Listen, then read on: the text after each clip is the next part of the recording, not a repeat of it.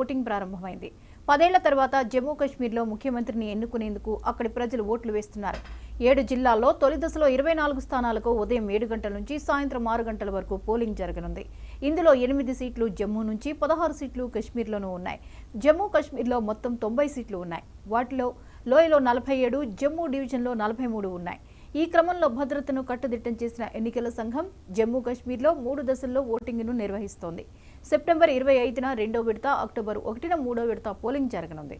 ఎన్నికల ఫలితాలు అక్టోబర్ 8న వెల్లడి కానున్నాయి.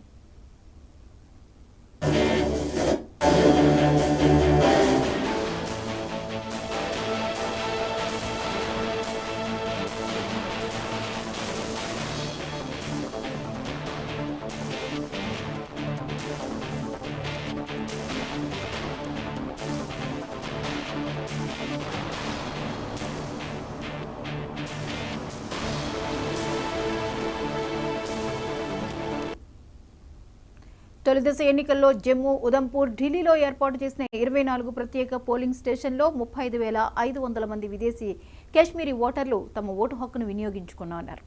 జమ్మూ కశ్మీర్లో అసెంబ్లీ ఎన్నికల ఓటింగ్ జరుగుతున్న క్రమంలో ప్రధాని మోదీ ఎక్స్ వేదికగా ఓ పోస్ట్ చేశారు. అసెంబ్లీ ఎన్నికల మొదటి దశ ప్రారంభమైందని, ఈ రోజు ఓటింగ్ జరుగుతున్న అన్ని నియోజకవర్గాల్లో అధిక సంఖ్యలో ప్రజలు ఓటు వేసి ప్రజాస్వామ్య పండుగను పటిష్టం చేయాలని కోరారు. ప్రధానంగా యువకులు, మొదటిసారి ఓటర్లు తమ ఓటు హక్కును వినియోగించుకోవాలని రిక్వెస్ట్ చేశారు.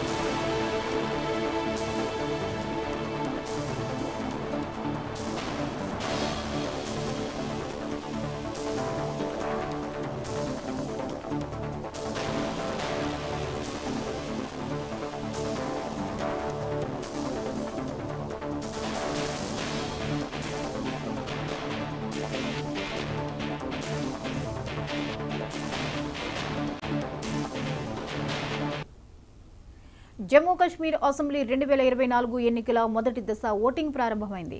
10 ఏళ్ల తర్వాత జమ్మూ కశ్మీర్లో ముఖ్యమంత్రిని ఎన్నుకునేందుకు అక్కడి ప్రజలు ఓట్లు వేస్తున్నారు.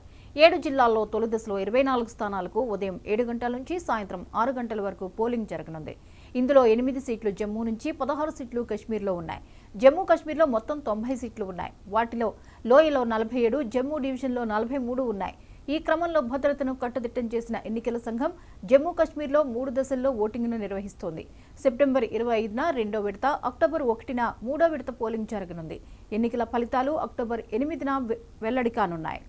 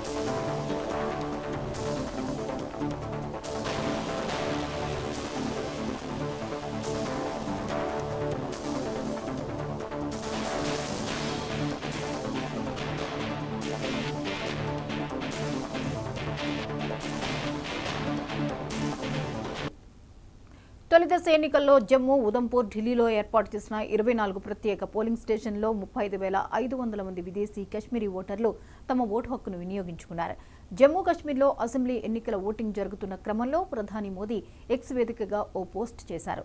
అసెంబ్లీ ఎన్నికల మొదటి దశ ప్రారంభమైందని, ఈ రోజు ఓటింగ్ జరుగుతున్న అన్ని నియోజకవర్గాల్లో అధిక సంఖ్యలో ప్రజలు ఓటు వేసి ప్రజాస్వామ్య పండుగను పటిష్టం చేయాలని కోరారు.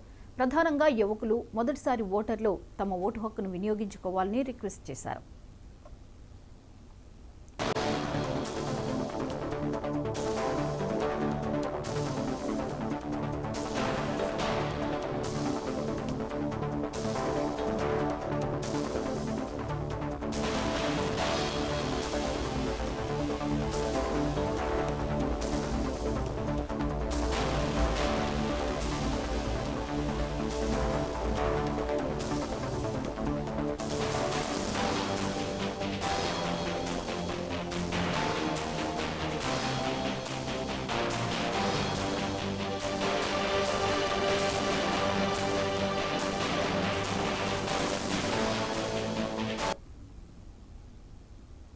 వరద బాధితులకు సీఎం చంద్రబాబు ఆర్థిక సాయం